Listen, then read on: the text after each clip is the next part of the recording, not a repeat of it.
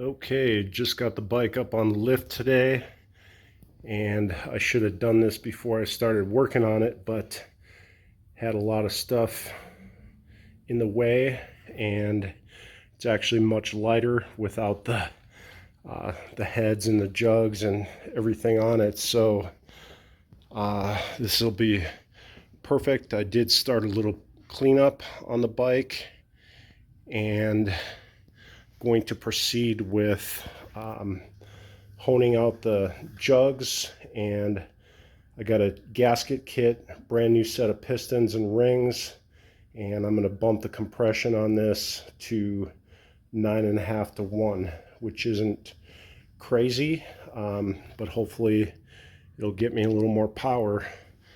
But anyway, lots to do on this bike to get everything dialed in, but in the scope of things, with the crank being in good condition, tranny seems to go through all the gears, so should be a fairly easy and inexpensive project.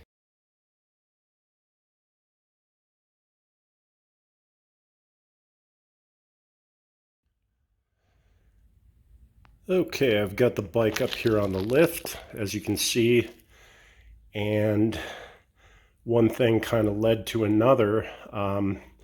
First thing was the turn signals were loose, and trying to get my wrench up in there, and I didn't have enough clearance to get my hand underneath in the fender there to get at the bolts. And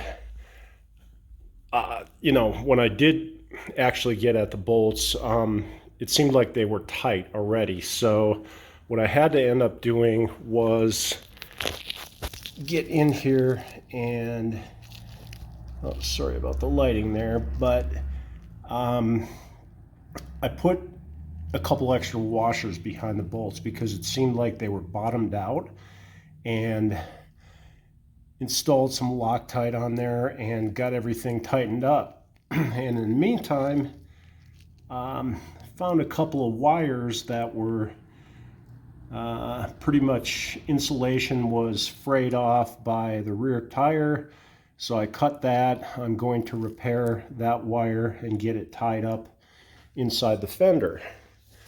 So the next thing was, I thought, well, I'm going to take off the tire, so I ended up doing that. And reason I did that was because the brake disc has some rust on it. So obviously the brake caliper, something was wrong with that, and there's actually, I'll show you that. So these little doodads on the caliper bracket seemed like everything was really dry. It's dirty, Obviously this bike is a 1997, so good news is brake pads look pretty good, so we'll probably end up keeping those, but this definitely has to be cleaned up, and make sure that the bolts for the caliper are lubricated, and the little slide pieces, we'll get that all done.